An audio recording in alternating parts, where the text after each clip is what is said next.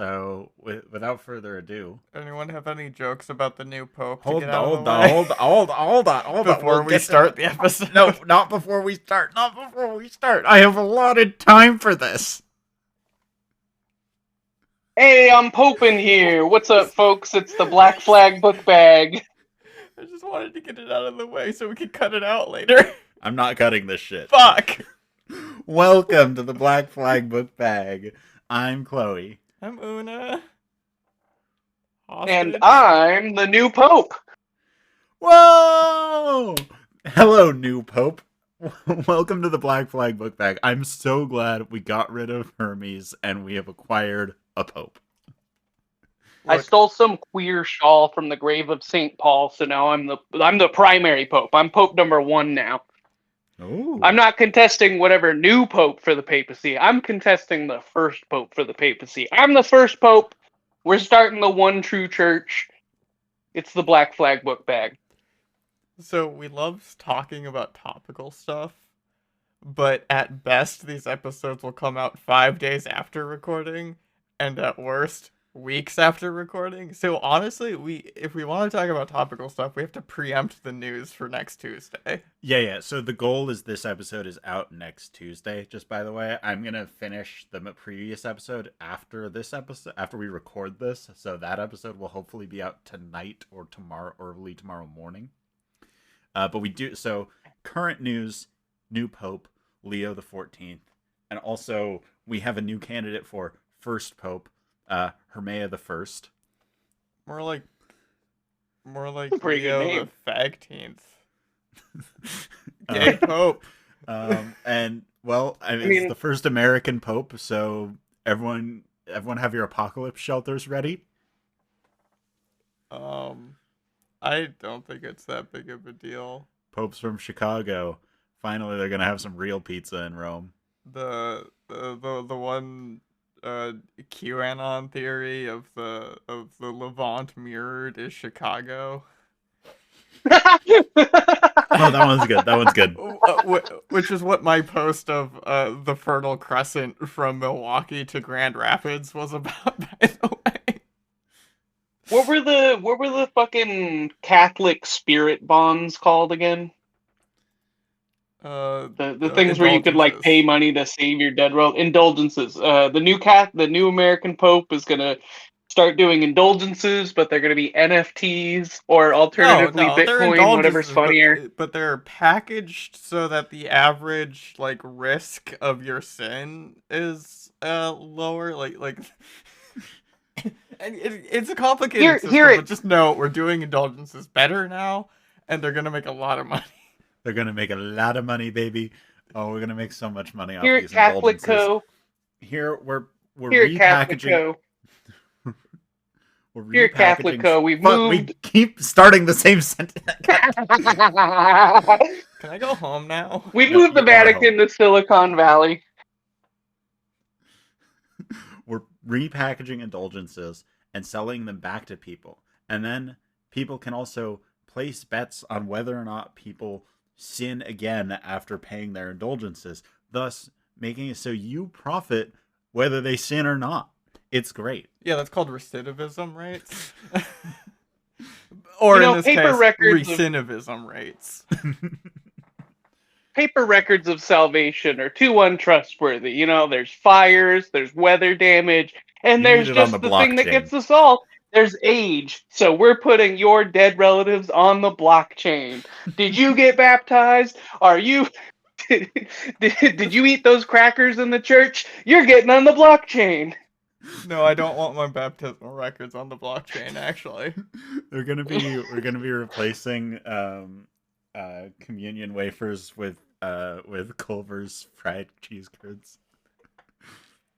That is the body of Christ. Finally, a true Midwestern man. You have to input your loyalty card into the computer before you start praying to the to this digital rosary so you can get loyalty points. Replace the communion wine with Malort. Okay, this one's going to be really specific. No. Culver's bags have the little coupon for a free cone on the side. Indulgences. Something with that. Okay, wait. So I actually do have a serious question about the Pope. Does this mean that the White Sox are going to win the World Series? No, And they're not going to have a World Series. if the White Sox win the World Series, do we all believe in God after that? I think it'll be the Dodgers again.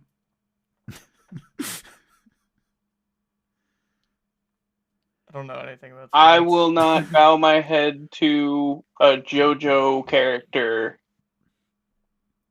The fuck are you talking about? I'm looking up his name. Chapter 11. Enrico Age of the Pucci. Great Capitalist Empires, 1450 to 1971 AD. Okay, one That's more a typo, actually. It's AD 1450 to 1971. Okay, one more thing, real quick. If the White Sox do win the World Series, it will confirm Christianity as the one true religion. However, I am in the Bakunin camp that if God were to exist, then we must abolish him. So it would simply mean that I would dedicate much more of my time and resources to the war on Christmas. I thought we won that war. Bill O'Reilly died in the last battle. We killed him. Yeah, and then Trump won the presidency. So who knows? They're going to be singing Merry Christmas again year round. Year-round Christmas. Christians are fighting for their right to say Merry Christmas in July. We're replacing the national anthem with Christmas carols. All right. So many notes. So many notes. So how do we feel about the age of great capitalist empires? It was bad. So I had a thing about trickle-down economics and printing money causing inflation and how it's all true, actually. All right. This chapter was great. Good chapter. Oh, sorry. Recommended. This chapter was great, but it lays... Oh, yeah.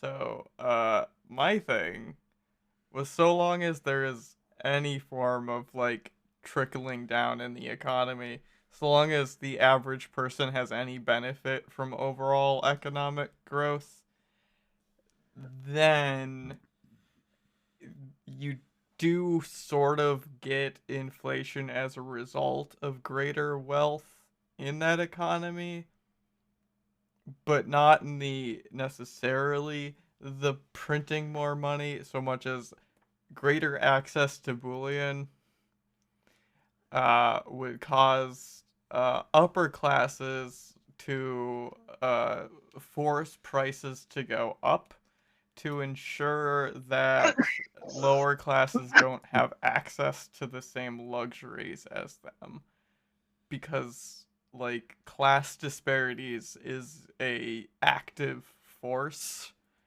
and isn't just like a natural happenstance. Mm-hmm. It's about differential power.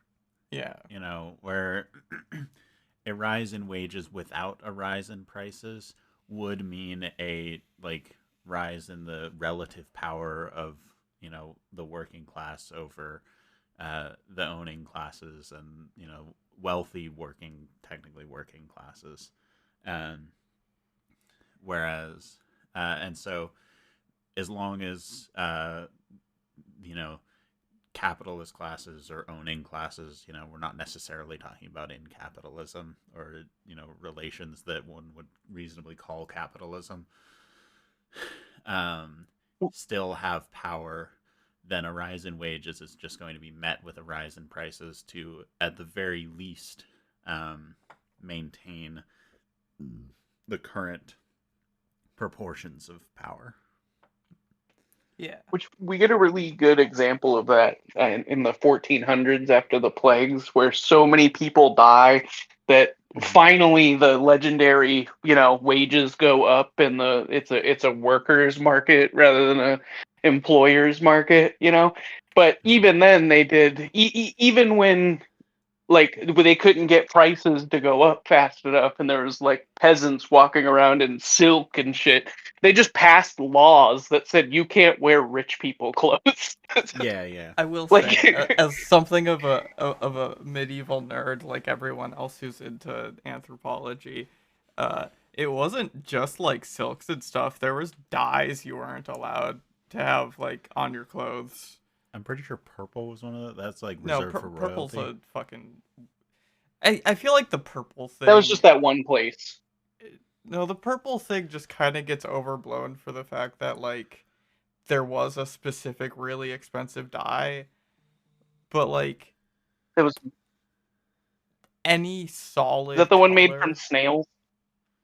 yeah, the like shells or whatever, but Hmm. like any like harsh solid color would be like red was a very consistent one Hmm. to be like exclusive to upper classes, black to a certain extent. Oh yeah, you're always saying that. Yeah, well, it's because getting without artificial dyes, getting something completely dyed black is takes so many fucking passes. Hmm. But yeah, there's just like I think textiles are uh when we talk about historic economies, textiles are always like a really easy one to like wrap your head around, especially because of the Silk Road. I'm a big fan of textiles, but at the same time, dyes and uh, shoes. I like shoes. Contained within a single hot topic is more black dye than a medieval peasant would experience in their entire lifetime. Yeah, I still don't have the answer to this, but I guess it's prescient given the current happenings in the world.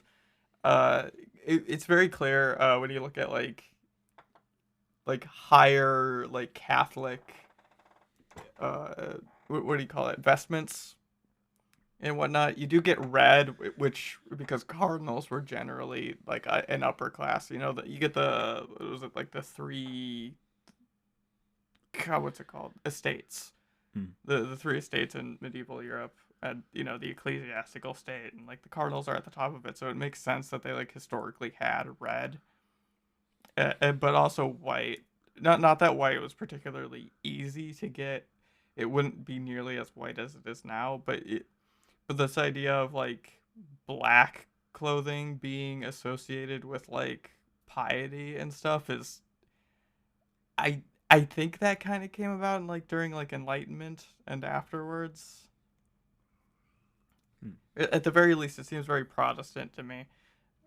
But it's insane because again, like generally the idea of piety is not having a lot of material wealth, and for most of history, having black clothes was a sign of material wealth.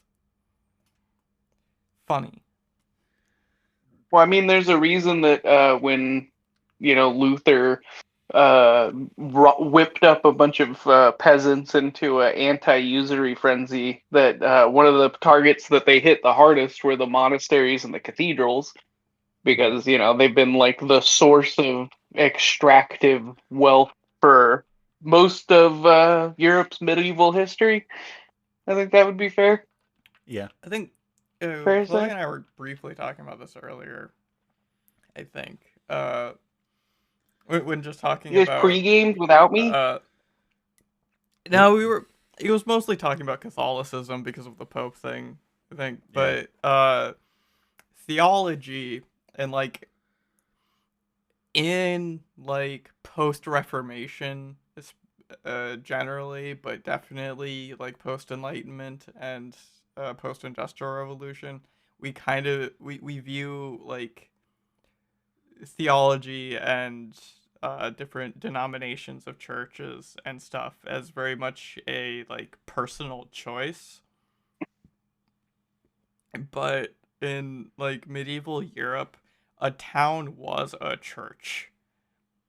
Like that's what defined a town versus like a hamlet, was that there was a church there, and that church was under the diocese, which is like the church equivalent of a state. And so like what like specific brand of Christianity you were exposed to was pretty much just dependent on regionality, which is why like the Reformation and its consequences, I guess, are generally perceived to be very regional. Because it's, it's very political and whatnot, and I think that also kind of extends to like when we talk about like divine kings and like divine right of kings and stuff like that. Like you have to understand the perspective of the church in medieval Europe, not at all like it is now, where there's 50 of them in your neighborhood and whatnot. The church was a state institution, and so a divine king was just saying that this kingdom, the ecclesiastical and noble or royal estates were friends. Yeah, it's just saying that the government of the church agrees that this guy is king. Yeah. Well, okay, but if you look at Catholicism, like the dogmatic, like Catholic dogma kind of changes that, because literally the Pope is like the mouthpiece of God. So by like accepting, whatever king, like there is like a element of like this dude's a little got a little nugget of God inside of him, just Yeah, but you're because that thinking was like the like belief system. Napoleonic, like like No, just usage like the of fact that they were approved, like the ecclesiastic body was like, oh, these guys are cool. Like, it's not just like, oh, we're like a state and we're saying this is cool. It's like this was the remnant of like the priest king kind. Well, not even, because like I don't know. Well, yeah. Back then the Pope had like actual authority to like do shit and send soldiers places. I Yeah, it just was think just you're like giving way too much fucking. credit to the like theology of the ecclesiastical estate as opposed to its function purely as a political class. Yeah, I'm just saying that like the ability of its power as a political class, I think ties into like its theological reasoning. I think that like Martin Luther kind of like fragmented that dogma, so not everybody was following it, so it wasn't as like powerful. So like that's where the like balkanization of churches was able to thrive, because it wasn't just because all these medieval Honestly, I towns had think different churches, but they were all Catholic. honestly, I think Protestantism, if anything, pushed further on the divine right of authority. Pope. Oh wait, debt.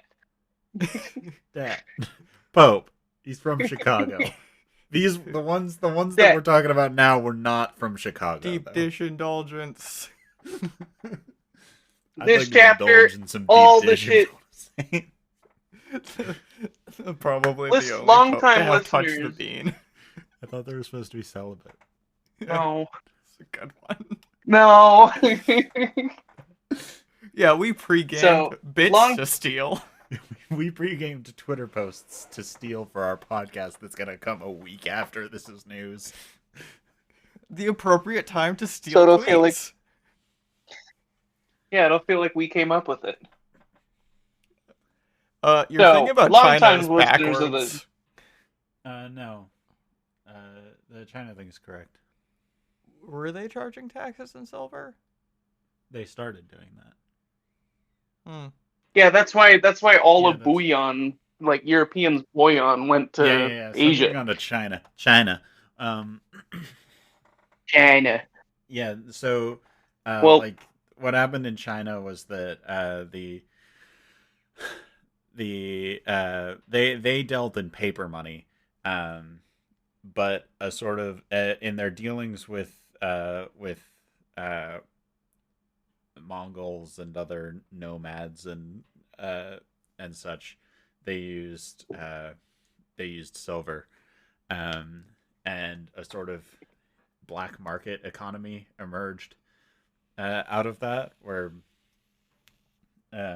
people started using silver as a currency, and the Chinese government eventually decided, well, there's no use fighting it. Let's just use silver as our currency. Um, and so then, because they were in constant need of silver, because of growing population, because their economy was pretty good at the time. Something you can something you can generally rely on throughout history is China's economy is in fact booming. Um, there was there was a huge demand for silver, and that's why when Europeans plundered the Americas, and all the silver just went directly to China. Did not stop in Spain. Spoilers. Well, I mean, that's This episode, yeah, the 1500s world trade is just based off of like that. Like that Spoilers, might 'cause I have wrote been a the thing about that. motivation. No, But longtime listeners of the show might recognize a lot of the elements that we talked about from the axial age coming back in the post 1450s age of capitalist great empires. but so much We're worse. getting big giant professional armies. We're getting shit. Was that it? We're getting stuff. We're getting stuff. All right. No, what did you have to say about I silver? almost said Chattel. I don't know, what did you have to say about silver? It wasn't necessarily about silver so much as the relationship between China and Europe and the silver thing. I took the direct quote. The problem was that Europe had never produced much of anything that Asians wanted to buy. And so I was trying to think, like, desperately of what pre-industrial Europe would have that anyone outside of Europe would ever want. So first off, cork. Cork, it basically only grows from Portugal to Algeria, and it was used as far east as China as bottle stoppers and fishing equipment. It could also be used as shoes and other flotation devices, but that's primarily a Mediterranean thing around where it grows. Like, cork was used in shoes in Rome, probably. Other things we know Europe had in the Middle Ages. I know Europe has had a lot of coal. I don't know how it compares to other places. Coal is useless in the Middle Ages. All right. Flax. Flax is a pretty big deal in Europe. So flax comes from the Fertile Crescent, or flax grew anywhere from like naturally. It originates from like Eastern Mediterranean to I think India. But it was domesticated in the Fertile Crescent and then moved up to Northern Europe around the same time it moved to China. So flax is out. Cotton. Spoilers for that one. The name cotton originally comes from Arabic. And bozos. Cotton's originally from South Asia, actually. So we just got it in Europe through the Middle East. Later on, Graeber points out a whole thing about cotton exports from India and how during the exploration age that had to be shut down so that American colonialism was more effective. That's fun. Point is, cotton's not a very good product of Europe. Wool is also a Fertile Crescent thing. Well, like, wool goes, like, way back, but it is, like, a first domestication thing because sheep originally don't actually have much wool. That's mostly a domestication. That's fun. Wheat is also from the Fertile Crescent. Technically, Europe did get wheat before East Asia by thousands of years. Because China didn't get it until sometime between 3600 and 2500 BC. Barley, also from the Fertile Crescent. Okay, and we get the point. No, I got one more after this. But rye. Rye.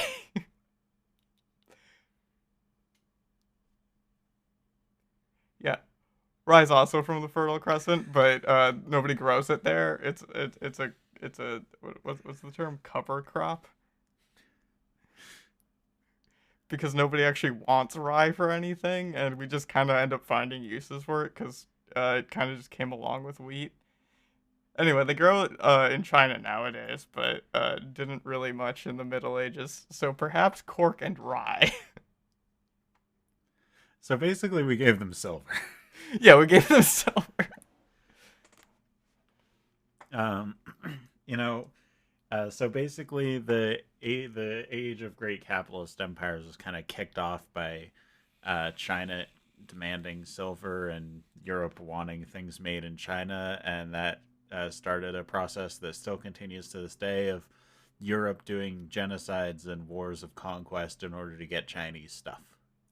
You could say that at any point in the last like 5,000 years, actually. Yeah, well, China has this great benefit where because they just overthrew their government and economy like every 5 years, anytime their economy wasn't booming, they replaced it with a booming economy.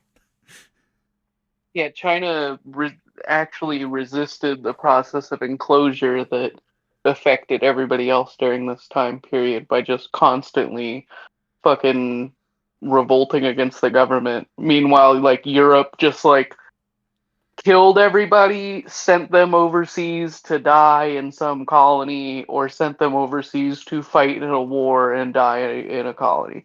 Yeah. Conquistadors, those happened. Um,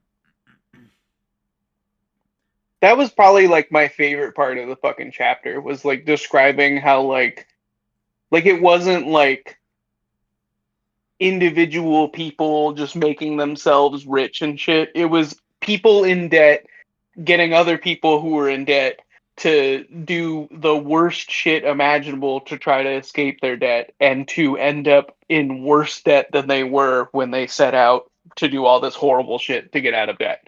oh yeah, that's how you get people to do horrible things. Is uh you tell them that uh they're gonna die, or that they're morally repugnant if they don't do it. Like you convince them that being a debtor is worse than being a murderer, and so then you say, okay, now go be a murderer and I'll free you from your debts. That's how we get people to join the U.S. military, baby. Yeah, I think Yeah. I also noted that there is kind of I talked about it a bit when we were talking about slavery in Greece, but there is a tendency in civilizations throughout history to want to essentially ship your undesirables out of sight Mm-hmm. and make them prove their worth to ever see them again.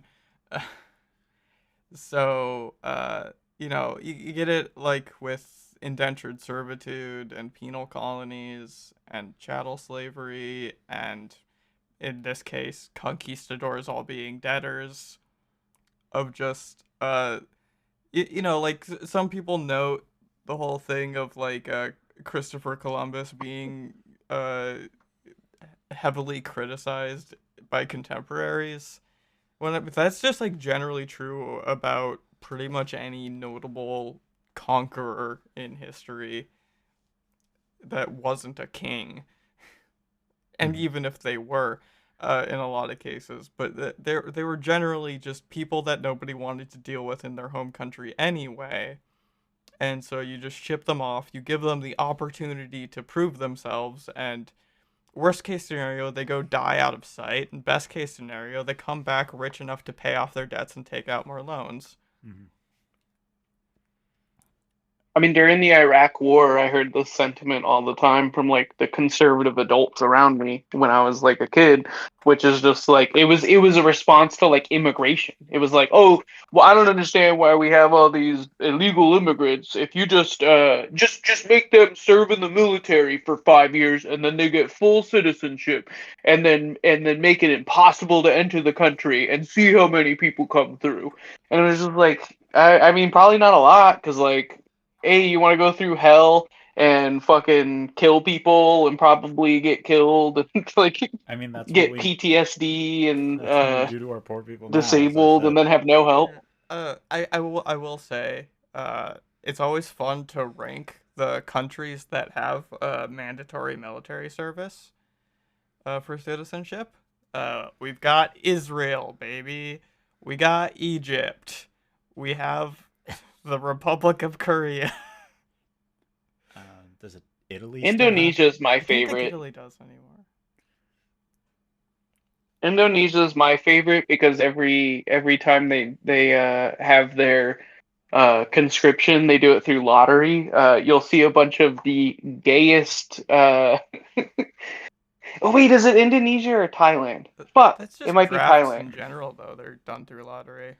Well, but they do it publicly, so you'll like stand in front of a podium and you'll see the gayest twinks you've ever seen in your entire life, like just go totally fucking just vogue the hell out when they get told they're not going to the army. Yeah. And you know what? This All isn't the porn conscription's review bad, podcast. but That's hey, another. Yeah, we have a different podcast. no, come on. No, you don't. You just watch hentai. We don't watch hentai. We don't We just re- watch. We we read It's not hentai. even respect porn. hentai. We read hentai and we watch hentai. But this chapter really shows us kind of like I mean it really shows the expedited process of how like everything that was just kind of chill about humanity was weaponized against us and turned into like fucking chains to keep us shackled to like fucking rich people, like the all of the mechanisms of capitalism, whether it's like fucking credit cards or like fucking like ugh, why are my notes so far apart?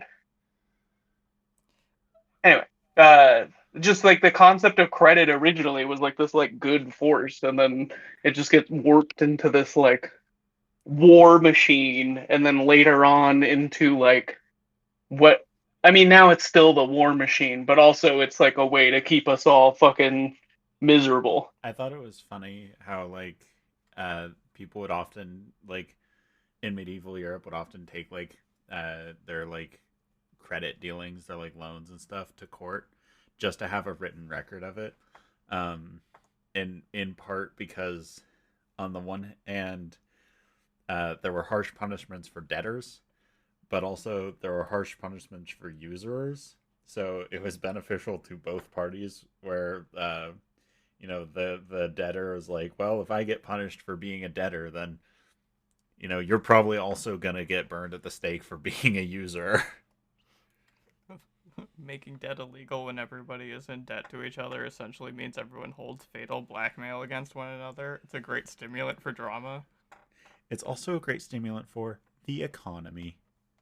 Yeah, that's what I said. There was a book we had to read in elementary school. I want to say it was The Prince and the Pauper, but I'm not sure. But in the beginning of the book, this like poor kid like tries to steal a pig or something. I don't remember the exact specifics, but then a cop like intervenes and is like, "All right, let's take this to court. Get that kid's hand chopped off, because how much is that pig worth? It's probably over 5 pounds or whatever the fucking minimum for getting your hand chopped off was in the court." And he lies and he's like, "Oh no, like actually it's only 3 pounds. It's kind of a shitty pig." And then the cop's like, "All right, I guess I'll buy it off of you then." What, you don't want to sell it? Were you lying to a officer of the court or whatever? And like I don't remember what book it was, but like that kind of Could have been a pig reeve. stuck with like this reading this part. Reading this book like wrenched that out of me, you know. Could have been the swine cop. That was Porco The pig Rosso. police. The pig police. No. Oh, do you not know about the pig police? Those are the same word. No. The cops. It was internal affairs, pig police. Okay, gotcha. No. I'm talking about the pig reeve, the swine reeve. No, please explain it. Okay.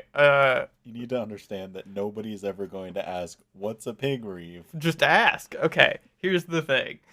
What's a pig reeve? Pre 20th century urban society was very different. People just had I don't animals like everywhere. how this explanation is going. And particularly, okay, in the Middle Ages, the way it was is that, you know, obviously you have like rural towns and stuff, so like people just have their livestock on their ground floor.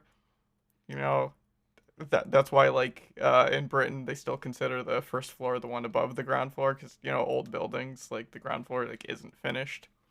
It's where you keep your livestock. Yeah. People just have that shit in town. Their pigs are everywhere. They're hanging out. So they had to have a designated guy in town to keep the pigs out of the church. And that was the pig reeve. The pig police.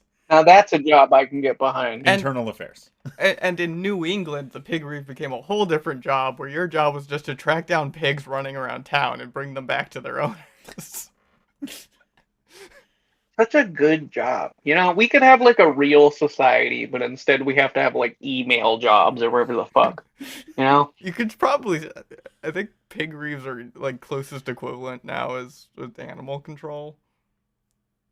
Yeah, but that's less cool. Problem is that around the turn of the 20th century, everyone got into their ideas that like a modern urban area needs to not have animals around, so the solution is just fucking kill them or something.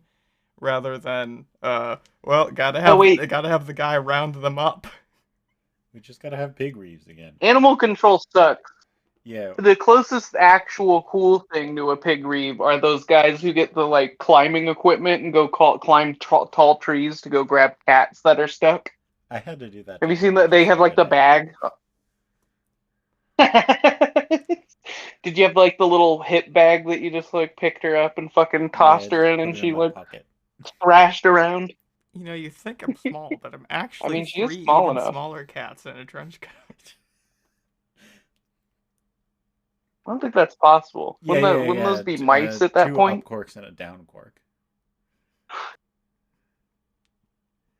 Excuse me? So Martin Luther was a bitch. Yeah. I wrote down this quote about he was cool in the conquistadors, beginning. Actually, thought it was banging. The Well, good for you. Okay, let's just jump to the next chapter then. No. I'm sorry.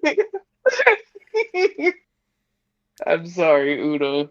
Go ahead. I mean, if you want to get so much into the inner workings of the U.S. federal economy, yeah. we could. No, it's the one about with the rate of deaths in mines ran by conquistadors and stuff. Oh yeah. Yeah, the flocks of birds and crows that came to fatten themselves upon the corpses were so numerous that they darkened the sun. Like, that's just like, it's not like a particularly like out there original quote or anything like that, but it paints a fucking picture. Yeah. And I 100. If I literally saw that happening, I would be like, "Whoa, the end times are upon us." Yeah, my notes were "fuck me, nuke Europe." Yeah, like I was kind of like amazed to learn, you know, that like at least being sent to work in the mines had a equal like factor on the massive death toll of, you know, the colonization of the New World as like diseases did.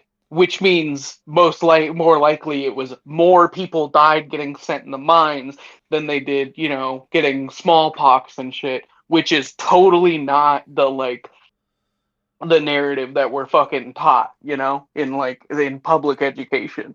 Mm-hmm. Like even when the system takes like acknowledgement for like crimes that happen, like, fucking like with like hundreds of years ago and with an air of distance, because America could be like, well, that wasn't us, That was Spain. that was the guys before us who became us. That was Spain.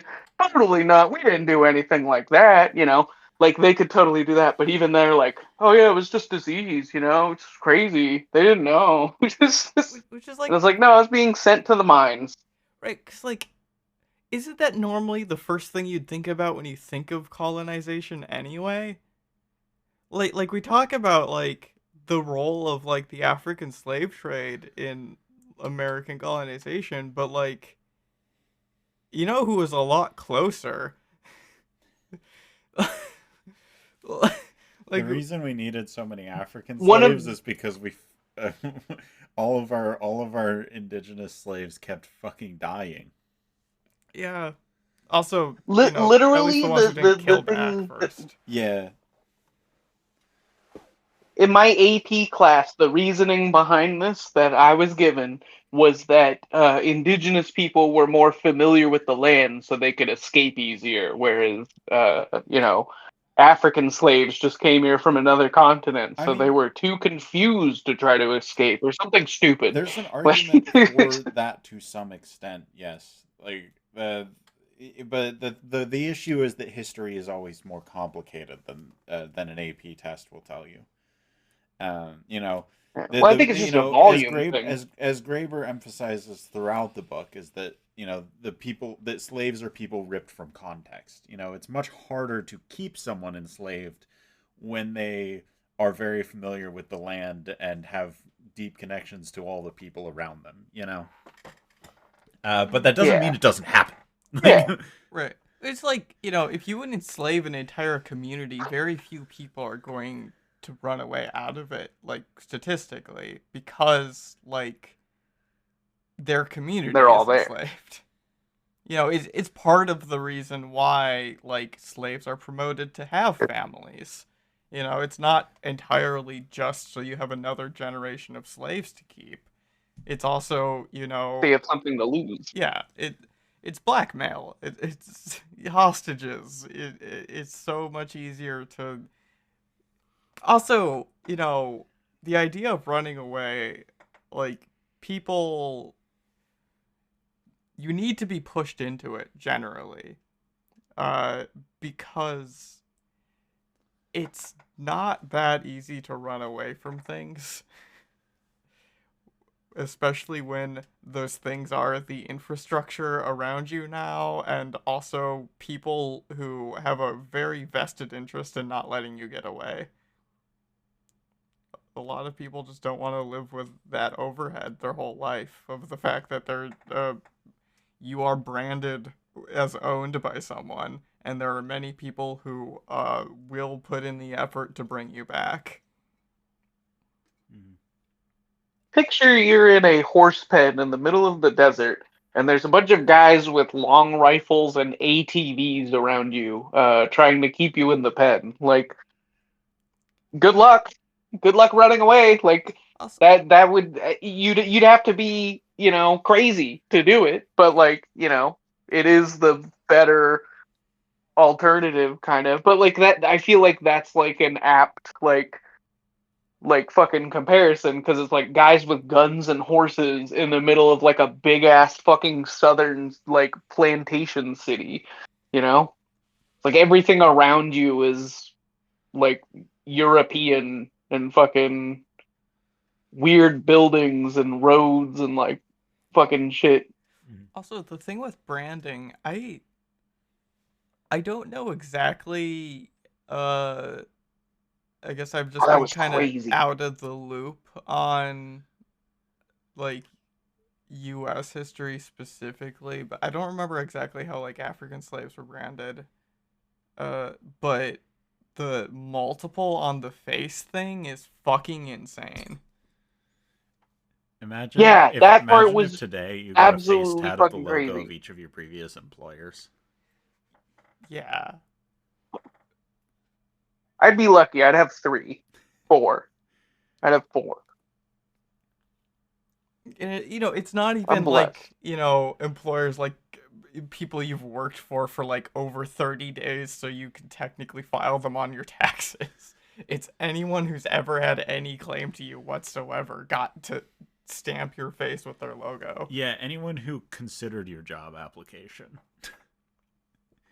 you know, Yeah. like yeah, that's The moment like you walk into the interview, they stamp your they face. say, okay, we need to test your loyalty. Yeah, it's so fucked. The whole God. Conquistadors, am I right, guys? I'm so glad that we have democracy and freedom now and put a stop to Yeah. all that stuff. Hey, the thing, one of the things Graeber points out about that is like the whole argument that like, there's things to be gained. That's why they did it. The greed and lust for power thing and whatnot. But like, that just doesn't carry water when you're looking at millennia of history where there are plenty of people who had the opportunity, power, drive, perhaps even motivation to do these things, and they just didn't Mm-hmm. because that's fucked up, man. It somehow makes like because this is like the fucking worst period of like human history in terms of like brutality and like I mean I feel like this is worse than the axial age because it was like axial age mentality but with like future tech and shit. Yeah, But yeah. It's Like like me weighing the like conquistadors fucking against this school of Americas out here, like it, it's so much worse. It's so much worse knowing that it was one like it was bad enough when it was like, oh, these people did horrible, unimaginable, unspeakable things and tortured people for generations and fucking extincted entire cultures and shit to get rich. But the fact that it was they did all that stuff to be just more in debt and like maybe pass the ball along or to buy like some like fancy commodities from Asia and not end up that rich. Like the kings even going into like defaulting on their loans and shit because they just too in debt, and then all the bankers being like, well, no, you kind of have to pay us back, and then being like, fuck, that used to work. yeah, Like it's just just that just makes the situation so much more fucked up. it's one thing Like it was for you didn't even do it for anything like you didn't even do it for anything like crazy like ultimate wealth or some shit. You did it for like a silk robe. yeah, Jesus it's like one Christ. thing for an emperor with like delusions of grandeur and divinity to do that. It's that like that's what emperors do. You aren't an emperor if you don't do that. But it's a whole other thing for just like people who otherwise are just normal citizens or even, you know, citizens down on their luck to decide that that's what they Just need to guys do. at the horse track. like It's just guys who were at the horse track. like, you know, to draw a parallel to modern society, I do think this is a lot like the MS-13 thing. Like, it's lab leak Uh, shit. It's you have a whole society where you are constantly like one-upping each other at how bad you can be to each other, and then you eventually decide that there's some group of that you don't want here anymore, so you ship them off to who the fuck cares where and let them fend for themselves, having like raised them in the rules of your fucked up evil society. So, like, yeah, obviously they weren't doing this to actually pay off their debts. That's just how they knew life worked. It was constantly try to pay off some interest so that people will stop trying to kill you today. Mhm. And so, that's just their way of life as the conquistadors was just keep earning to be one step ahead of your creditors. I mean, that's like that's like the ideology of capitalists today, is to, to always be gaining more tomorrow, to beat the average, to it's not about gaining any specific amount or a maximum amount or something like that. It's about beating the average and gaining more tomorrow than you did today. The ideology of modern capitalism goes all the way back to conquistadors. Who'd have thunk it? Apparently, David Graeber thunk it. A lot of people thunked it. Yeah. Something that I thought was interesting about the shift from medieval Europe to capitalist empires was we already mentioned this a little bit, but the criminalization of debtors met with the simultaneous alleviation of laws and punishments on creditors and usury, just like marking a significant shift in power away from like peasants and communities and people towards like the world of finance and usury and such. Which is important to the formation of capitalism. I think it is kind of like the cornerstone of the modern conception of debt in that way. Mm-hmm. Where, like, the moment it becomes clear that, in any circumstance, a creditor owns you and can set whatever rates they want, can determine whether obviously there was the stuff in like the previous eras where there were circumstances where that would happen, but at the same time you'd have like that was just usury was like that, and that's why everyone hated it. Mm-hmm. And whatnot. But then it becomes like any creditor and debtor is the same relationship as this like worst case scenario usury. And then that's just what debt becomes. Yeah. Mm-hmm. It expands all the way down to those employers who like sell all of the employees the stuff that they need to do their job at a way higher rate, so they're just in permanent debt. Mm-hmm. Yeah, the conquistadors. And unable to escape it. Yeah. even the workers back home, it was just a system which like becomes way more fucked up when you look at the picture that Graeber paints, where it's just like, I'll read this quote because I fucking wrote it down and bolded it. But just that the origin of capitalism is not swallowing of traditional communities by the market. It was conversion of, existing economies of credit to an economy of interest. So like taking this vehicle of which people like are neighborly with each other and like work together, one of the vehicles of mutual aid, I would say, and just like warping it into like this corrupted demonic form of just like the worst thing anybody could think of. No, I liked that. To keep everybody in chains and to extract everything. I mean, that's been one of the like thesis statements of the book, that debt is the difference between a debt and a promise is the quantification and the violence of the enforcement, and that's that's where you get this conversion of the economy from economy of credit to economy of interest.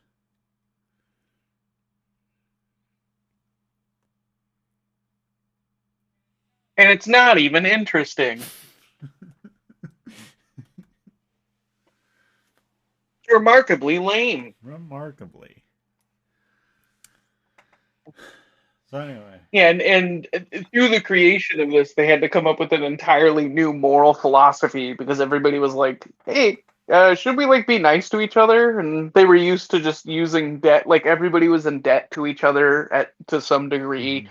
and like was chill, and then all of these psychos during the Enlightenment who were just like fucking boofing coca leaves, or no, not even that. They didn't even have cool stuff yet. It was just coffee. They were like, "Oh, tobacco's making me so crazy. I have to invent a secularized philosophy in order for us to be the most evil that we can." John Locke being like, "Coffee? Should I take a sip?" I crazy now. Maybe the Mormons were right. My phone died. Cannot read more. Not even a please? Damn. Well, she's We're just awa cracking that crazy whip. now. So, because she went John Locke mode and took a sip of coffee. She put a bag of chips on her head. Looking at Una's notes, I was wondering the same thing. Was Moctezuma the greatest gambler of all time, or was Cortez?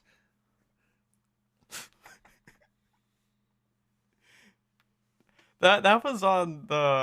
I don't think either of them were very good. Well, Moctezuma has the Aztec buff of Aztec games just being excellent gambling from the good old days, back when jackpots meant real shit. Look, you play the slots nowadays, you don't get to just strip everyone around you naked when you hit a jackpot. Yeah. Like, here's the thing. Cortez's gambit was that he was cheating at the game.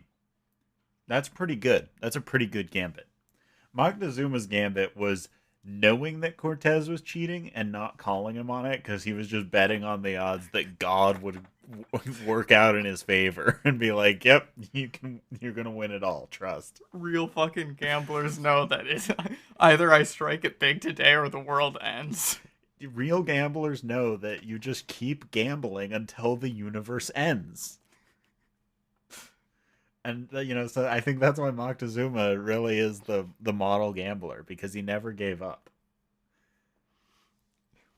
Montezuma really embodies the Nietzschean analogy of the gambler, where every choice in life is a roll of the dice, and the true gambler is not the one who wins the most or loses the most, but the one who positively affirms the chances that are selected through the roll of the dice.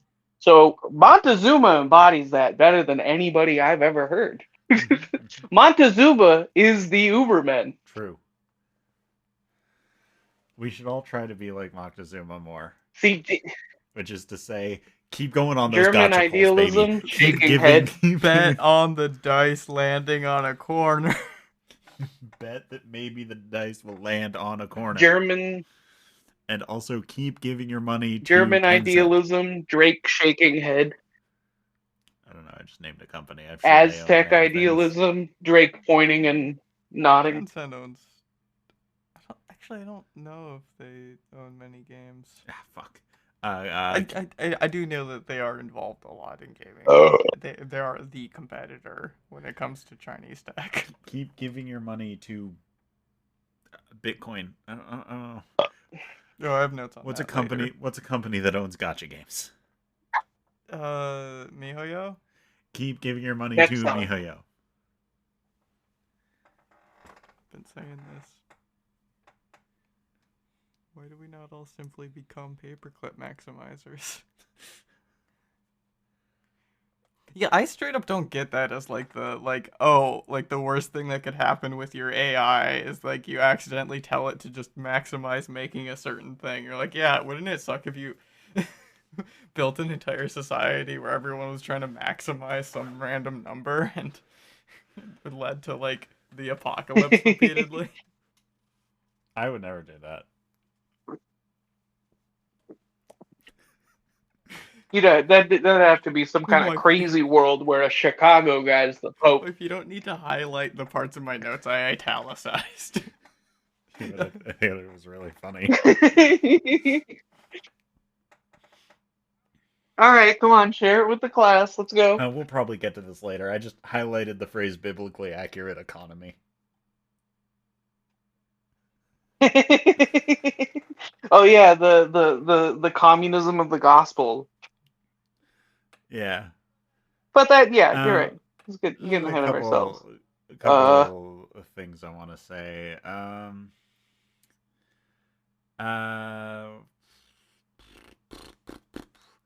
Uh, Graeber points out that the supposed superstructure of capitalism existed before the base. In my eternal quest to undo everything Marx has ever said, um, how are you gonna deal with that? I don't know. based superstructure. Based superstructure. Turns out the based superstructure existed long before the base. Also, the superstructure is not that based. It's kind of horrible. Oh no, There's a really good story in here about a company forcing people to take loans at gunpoint, which I think is a very like indicative story of like the brain worms that capitalism, goes along with. Because it's like, why don't you had guns and just take their money? What are you talking? I What are mean, you like doing? everyone was forcing Why are everyone you? to take loans back in the day. Um, yeah, Unlike now, when you can freely choose whether or not you're allowed to have a job in the future or if you're in debt. Uh, yeah. The back in the day, they held you at gunpoint and forced you to take out a loan.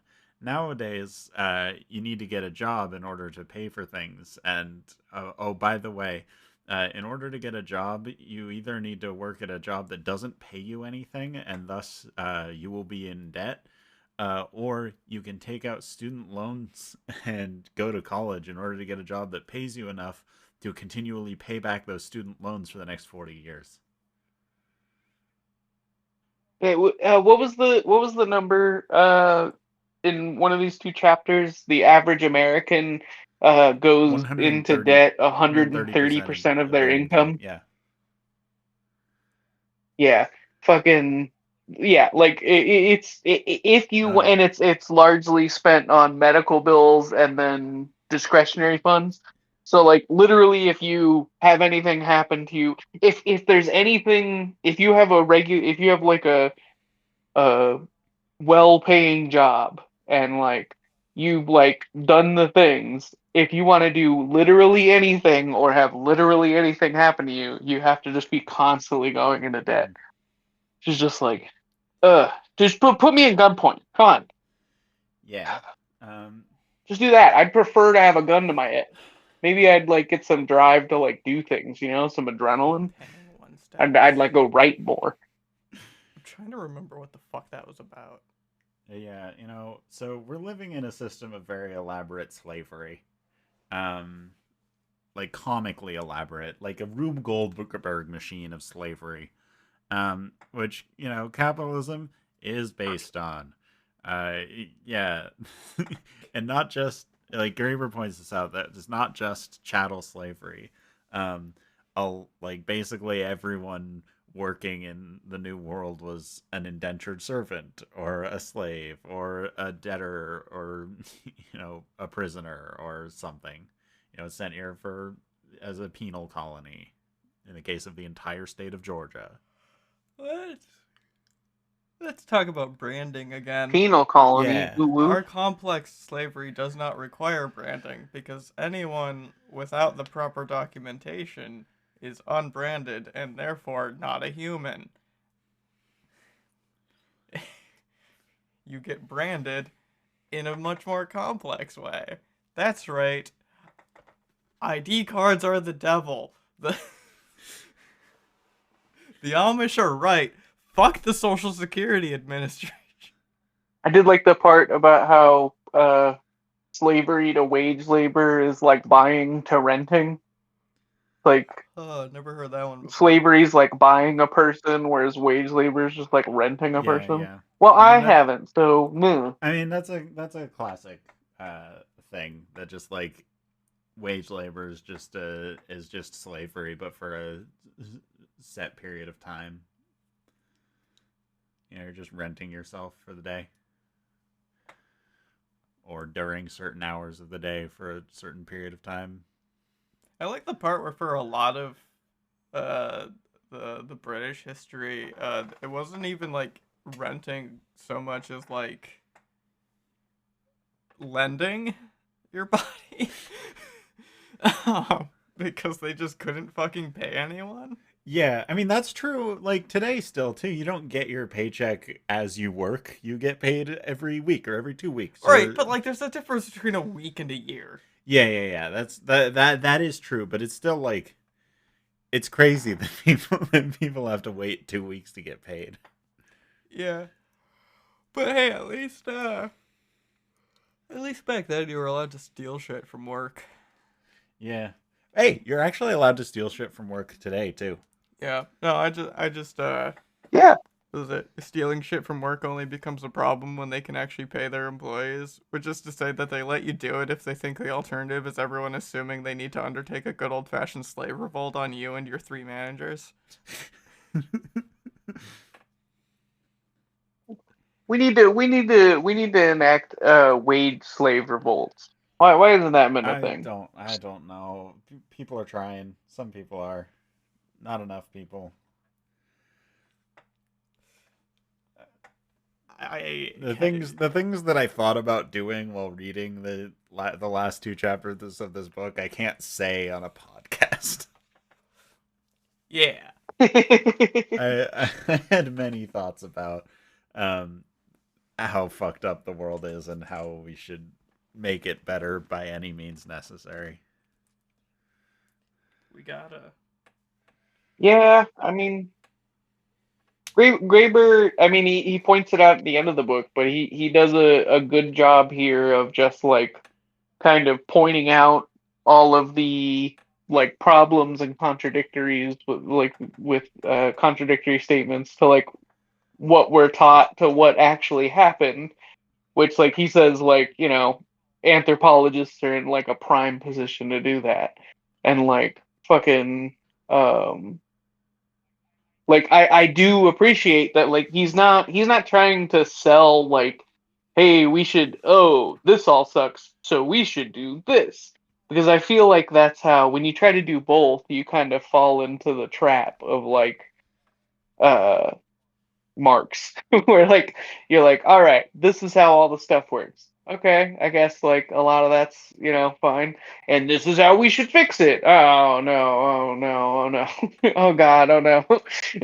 Yeah, This is terrible. I think that I mean the reason Which Graeber makes it clear that he's not trying to prescribe a very specific program is that his number one thing is that he wants to create a culture and a society in which we can imagine like possibilities, in which we can think about alternatives and things like that, and we can discuss alternatives. And giving a specific program for that is counter to the mission. Um, you know, I'm a big fan. and I I'm a big fan because like this. Oh, sorry, I was gonna say I I didn't mean to cut you generally off. agree. I'm not opposed to a platform. I'm not opposed to making proposals and stuff like that. I'm there are people who are opposed to those things, and that's fine too. Uh, but I do think that the most important thing is uh, a culture in which we can imagine alternatives. And that we value I the possibility of those alternatives too, and that not it's not just, oh, wouldn't it be nice. Anyway, Una's been looking at the book for a couple minutes trying to find something. So Oh, I was trying to remember what paying one's debts winky emoji sweat emoji was about in my notes. oh, that was about flesh debts. Yeah, that was the notion of debt inserted itself into even the most intimate of human relations, like the Tiv. Medieval villagers would sometimes refer to flesh debts, but the notion was completely different. It referred to the right to either partner in a marriage to demand sex from the other, which in principle could be either could do whenever he or she desired. The phrase paying one's debts thus developed connotations much as the Romans' phrase doing one's duty had centuries before. That's what it was about. Nowadays, doing one's duty means taking a shit. Yeah. Okay. Anyway, paying one's debts. But I guess we that's keep probably on. why I really like.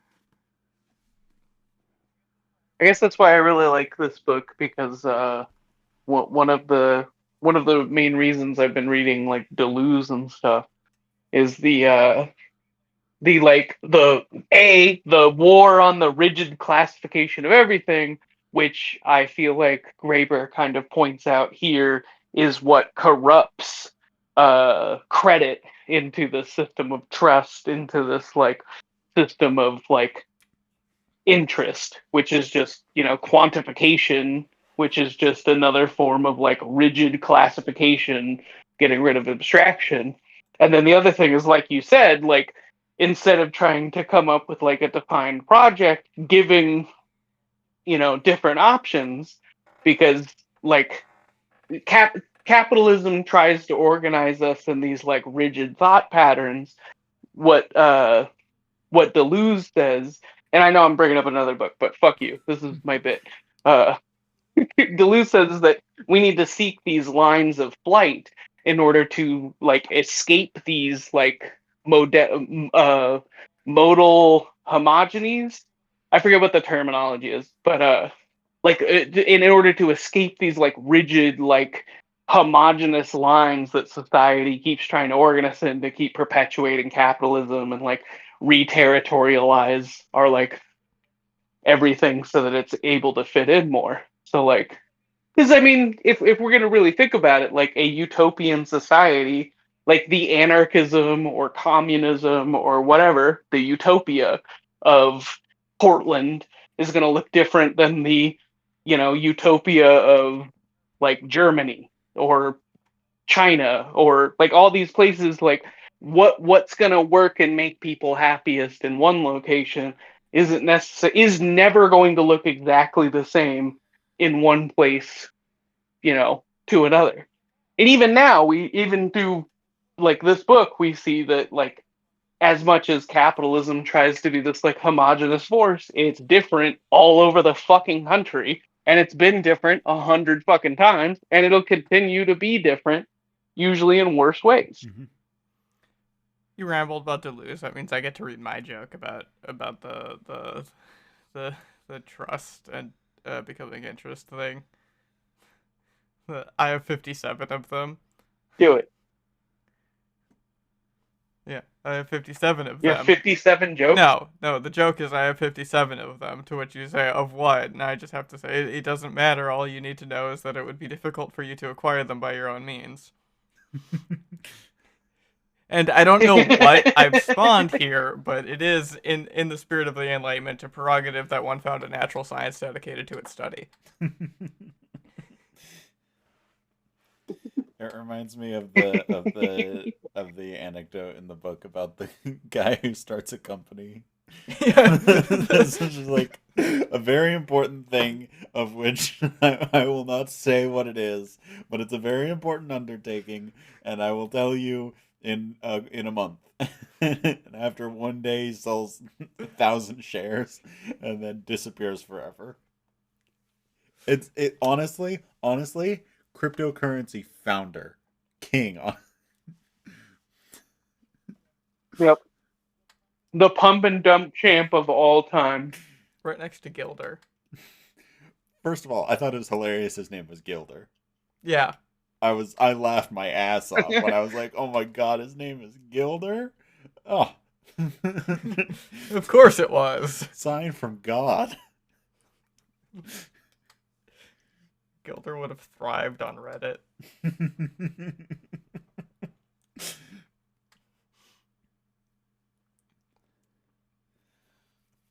Let me So see. anyway, how do people feel about the unpaying of the dollar from gold? It's alright. Pegging. Ooh woo. Uh, Personally, I think that like if we've learned anything from this book, it's that money is always just based on public trust in the money, and it never has any quote unquote real value. And so unpegging of the dollar from any sort of precious metal mostly just means that you're putting into law, into written policy, what is already true, and that none of this matters. You're just changing the legal fiction. The rules are made up and the points don't matter, and Classic. we all just But just believe it works. Specifically written in a way. But the decoupling was written specifically in a way to extract a bunch of wealth from poorer countries and give it to rich countries. It was done so in a time and a place in a way that benefited the people doing it, of course. But yeah, part of the fact, part of what I just said, that the rules are made up, the points don't matter. It's all, the money's always just based on public trust. Is that there's also then no reason to change it unless it's going to benefit you in some way. And so the public perception then of the value of the dollar and the value of gold and such moves in such a way that it benefits the people who proposed and supported and passed such a system. I'm always getting into arguments with gold fans who are like, see, it would just be better if, you got to buy gold in case the dollar dies or whatever. If civilization collapses, you'll want gold. And I'm just like it makes me want to grab them by the shoulders and just yell at them. But if civilization collapses, what the fuck am I doing with gold? I need topsoil. Yeah, exactly. You need the tools or food or something useful, because nobody's fucking trading gold. I just need rye seeds. I think rye would be a really good commodity. Stop it. No. It clearly wasn't. They grow 500,000 metric tons of it in China every year. Yeah, so now it's no longer worth anything. Maybe they're doing something with it. I bet you can't even turn it into alcohol. Oh, let me tell you about... You probably can't even turn it into booze. And alcohols. Alcohols were probably one of the reasons that we decided to use them. I think they just keep rye because crop rotation. Yeah, but anyway, if there's a nuclear war tomorrow, I don't need gold. I need, first of all, a fallout shelter, and second of all, I need arable land. Also, we all know where all the gold is, so I need clean water. I need a well. You see my joke about the well? No. No, the one I posted on Twitter. Oh, that was a joke. Oh, yeah, the well one. Yeah. Yeah, I need you not to be using up all the water making Studio Ghibli pictures of yourself. I saw that. I need water, and I need food, and I probably need some protection from the radiation. I don't need gold. What the fuck are you talking about? Wait, what was Gilder's thing? I forgot because I just wrote that he was policing FUD. I mostly just laughed at his name. That's the thing that I remember from that. I think it was something about I remember it being really funny that his name was Gilder, but it was something about the value of the US dollar, and it'd be he was policing FUD for the USD. I don't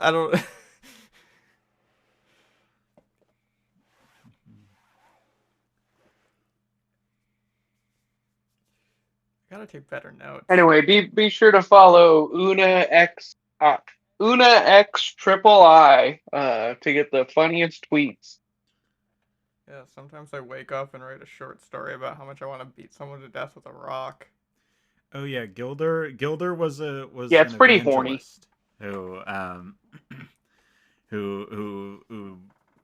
it was don't worry about them unpegging the dollar from gold, because value is created by God, and it's created by humans through an act of God. The gold itself doesn't matter. He made a specifically theological argument in favor of fiat currency. Oh yeah, he would have been great on like crypto Reddit.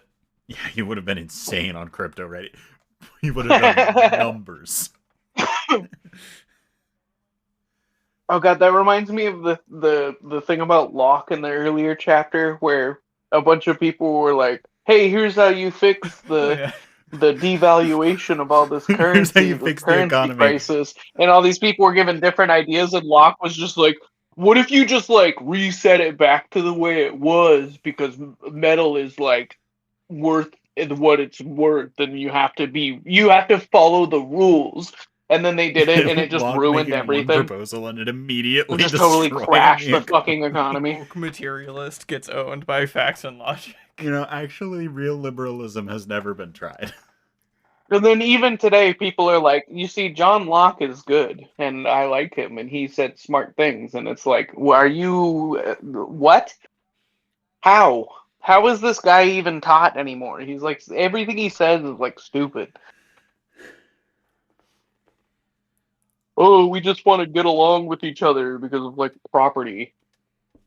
That's the only reason we formed the states, because like hunter gatherers were like, I need to protect my private property, so we're gonna get into a tribe.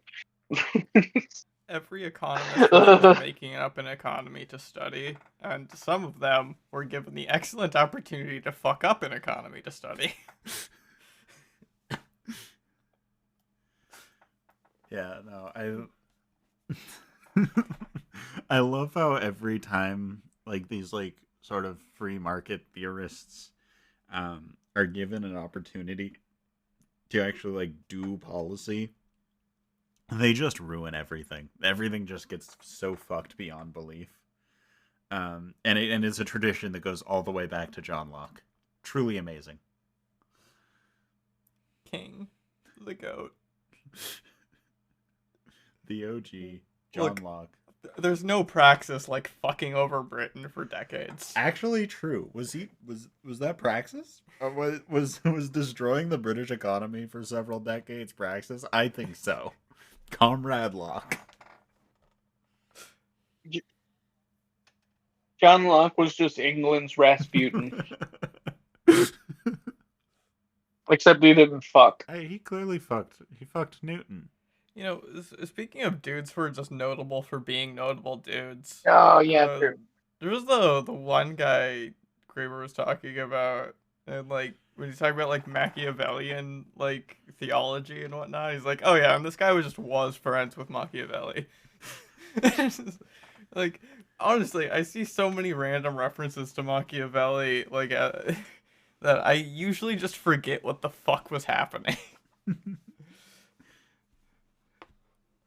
Like is something about like people in power should just use their power for whatever, some so vague whatever the fuck Machiavelli was on. I mean, it's kind of the same deal as the like political treatises from the Axial Age. Yeah. Like the point of power is power. And specifically the emperor's power, the king's power, etc., etc. The emperor's new power. The afterword of this book is very inspirational. I felt like the last. I liked it a lot. Last two How pages Graeber were ties really it well together. written. Before the last two pages of chapter 12, not the afterword. I literally like was like, damn, that's real. That's real. Cry. Yeah, Graeber is walk the walk, and Graeber, you know, has seen a lot of the seedlings of evil. So if you haven't read that, he's also seen the secret gold vaults under the World Trade Center. Yeah, he's seen the gold vaults. He was at Occupy Wall Street. You know, he's responsible for everything. But I recommend you read it, even if you. Sorry, I remember in the first couple days of Trump's presidency, they were talking about like going to Fort Knox to make sure the gold's still there. I was like, this is the stupidest shit I've ever heard of. And It's so fucking funny. that's something that I couldn't stop thinking about when he was talking about the gold and Fort Knox and whatnot. Yeah, I only think about real political leaders when Trump I'm stole it reading, all. like the new pope. New Pope. New pope. So anyway, Hermes, what were you saying about New Pope who this? recommending it? You Just recommend this book? yeah, you should, even if you've managed to somehow get through these first few episodes of me learning how to podcast again, and Chloe and Una uh Doing bits. clooning, um doing bits. I still recommend you Yeah, read we're it like because our we have not done the we're book. not we're We could do 10 more episodes yeah. and we Our wouldn't do it intention is justice. not to give in-depth lessons on the book we're reading. Our intention is to use the book as a jumping off point for conversation and It's a uh, book club. yeah, it's a book club, not a classroom. So A book bag. I mean, I'm definitely the type of person who would listen to a podcast episode like this and then be like, yeah, well, I yeah, don't have yeah. to read the book If you now. think that, you should fucking kill So I'm yourself. saying, me. All of the last 6 episodes of podcast about this book. Don't kill All yourself. right. Um, don't you dare. I'm still using you. Um, We get so many all of the last plays. 6 episodes of podcast have been to say, read that. One of like the reason I was so insistent on this being the first book we read for this is that ever since the first time I read it, and very much reaffirmed by this read through, that if you read one book in your life, it should be this. I think the afterword is correct. Yep. David Graeber wrote a book.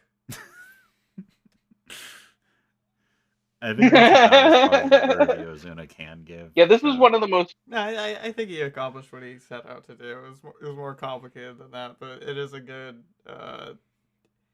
history of economics in a more meaningful sense than a history or an economics book. Yeah, it's a much more it's a history of economics in a much more meaningful sense than an economics textbook telling you about the history of economics would give. He says that in the afterword that he felt that as an anthropologist he had a unique perspective where an economist would be economists tend to have mathematical models based on assumptions about how economies work, and then they look at the data and see where it fits those models and see where it doesn't, and then they try to explain why in certain situations it doesn't fit the models. And on the other side, historians are so empirical that they frequently fall into a trap of seeing only seeing things for the evidence of them, and not asking, would such a thing even leave behind evidence? Not asking what the possibilities are. Not that historians always necessarily do this, but they frequently fall into a trap of doing that. Bitch has the whole afterword memorized. Shut the fuck up! I'll kill you. No, I agree that an anthropologist take was a good one, but I tried so hard not to. But my God, Guy Infield, my field is actually the best. This was a good book to read first because it was one of the first books that I read when I got back into reading again. High school year in my AP government class or whatever. When you're supposed to be reading 1984 and Brave New World and shit, instead of Brave New World, instead of 1984, we read Atlas Shrugged. We read Atlas What Shrugged, was your and AP government class? it I was in. It sucks. So my like teacher was a libertarian weirdo, but like it ruined the like reading for me. Like I the was like an avid reader. pre-AP, the like honors history class in my school in ninth grade read like Atlas Shrugged, 1984, The Fountainhead, and like and like another one along those lines, like Brave New World. Two Yeah, Ayn yeah, Rand books. like two Ayn Rand books. Yeah, and and I was not in the class, and I like heard about people reading that. I'm like, damn, that's crazy. Because like at the time in ninth grade, I was just like learning what politics was, and I was like, like my ideological development at the time was such that I was like, yeah, I think Charles Fourier had it all right. We should, I think we. I was like, yeah, Robert Owen had it down. This was my I was senior like year. really into these like early 1800s utopian socialists. And now for my review of the Museum of Flight. What's the Ayn Rand book doing there? In the little bookshelf thingy. What's that doing there? Oh yeah, What- we went to the Museum of Flight over the weekend in Seattle, where we don't live, and for privacy purposes, We don't. I know I'm throwing them off. In Seattle where we live. No, Also, no. the Museum of Flight isn't in Seattle. Is it? Yeah, it is. Oh. Boeing, you bastards. But anyway, and there's a display of like in the like space exploration like Yeah. section. It was like memorabilia from God, what do they call that? Like The Apollo missions and stuff like commemorative that. Yeah, cups. That's what it is. And there was like a bookshelf, and it had some like classic like sci-fi stuff on it, you know. But then also there was just the Fountainhead. What was that doing there? Also, we went on May 4th. Bad idea. Horrible idea. If anyone had told me the day of that it was May 4th and gave me a second to think about it, I would have opposed Museum of Flight. Yeah, I was an avid reader before fucking senior year when I had to read Atlas Shrugged, and it wasn't even like I was like, "Oh, I'm a communist, and that's why I don't like this book." Like my political identity at the time was, yeah, I guess Obama's pretty all right. No, I know. Like that was it. I was not really deep into politics, and it I know a ruined lot of reading people for who were me. converted. So like, Graeber was one of the books I that I know a read. lot of people who were converted to socialism and such related ideologies based solely on how bad Ayn Rand's writing was. They're like, this sucks so bad. I refuse to believe anything she wrote as being like ideologically good or important. You know, I've never read Atlas Shrugged, but from what I've heard of what Atlas Shrugged is, Ayn Rand would have been a really popular director at the time. Not an author. Horrible idea for an author. But would have been a really popular director. I believe that the villain of the Fountainhead, as I said, I wasn't in the honors history class. I believe the villain of the Fountainhead was based on Lewis Mumford, though. From Mumford and Sons? No. Best bit so far. Gold star. You know, by the time we edit and publish this episode, I'll probably have finished writing the thing about the etymology of the word Viking. Yay. Yay! Read that. Anyway, Pope. Anyone got anything to say about the Pope? Nope. Did we go through all our Pope bits? Craig, stop recording. No, hold on. We got to record like an outro. Yeah, I just did. No, we have to bring up our sponsor. Thanks for listening to the Black Pepsi. Bag Blue Bag. This episode is brought to you by the No Child Left Behind Foundation. Yamaha. And Thank you to our sponsor, the Akatsuki. But anyway, yeah, reading Debt was great. Go follow Go Una. read Una's writing on anarchy.website. Go read Chloe's writing on anarchy.website. Yeah, I've published Una published for me some of my just like writing things I did for school on anarchy.website, so you can go read those and um uh, uh here's some very basic leftist opinions on economics. That's what anarchy.website's for. Yeah. And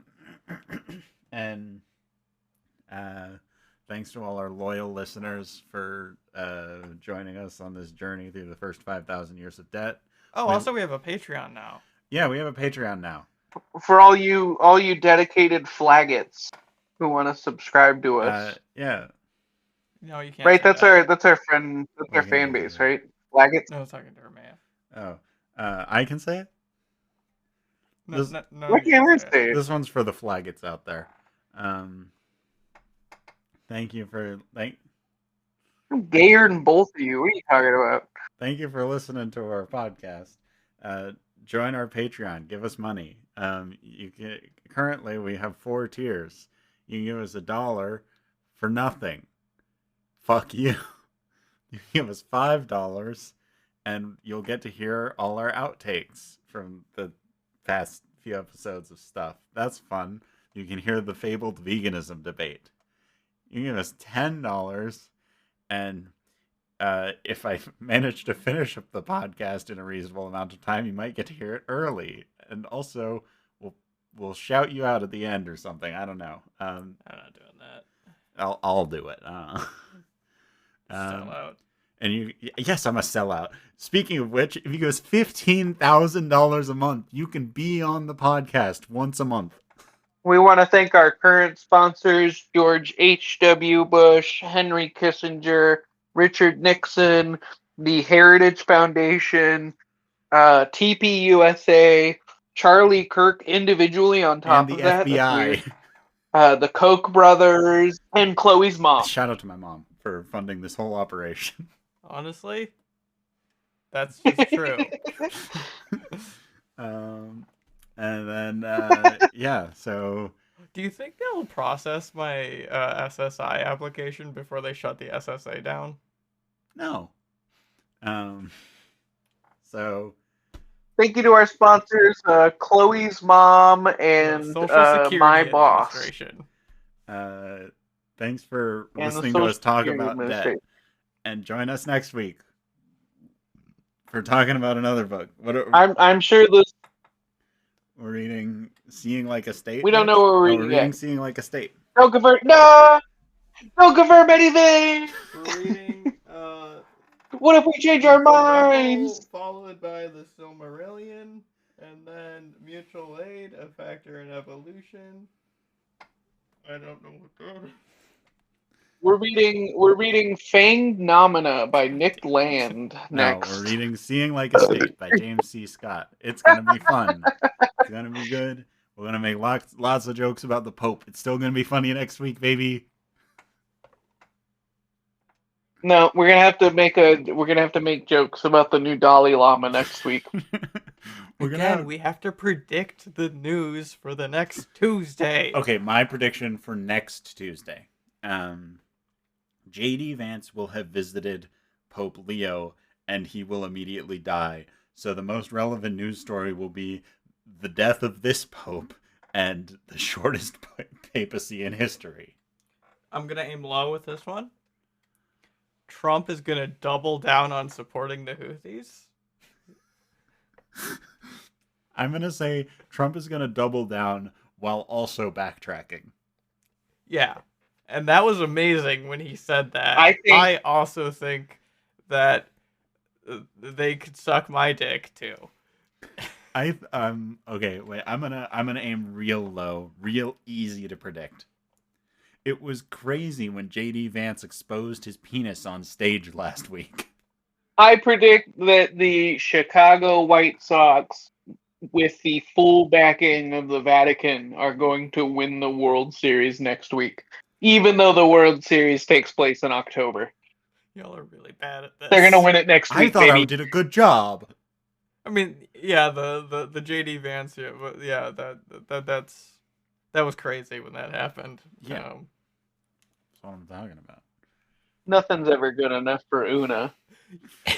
You predicted winning the World Series next week. What's The World Series isn't next week. That would literally take an act of God. In a way that acts of God haven't happened like that since like before we could verify whether or not they happened. I think Una's going to figure out where the word Viking came from, pushes glasses up my nose. I think Una already figured out where How's the that word for a Viking prediction? came from and is mostly just putting the finishing touches on it. You're both wrong. No, he doesn't know. You're both so fucking wrong. There's Well, we'll find out when Una publishes her paper on the etymology of Viking. Anyway, good night, everyone. Follow KillCops420 on Follow me at Twitter and KillCops420. UnaXIII on Una Twitter. the 13th. Anti-Pope Una the 13th.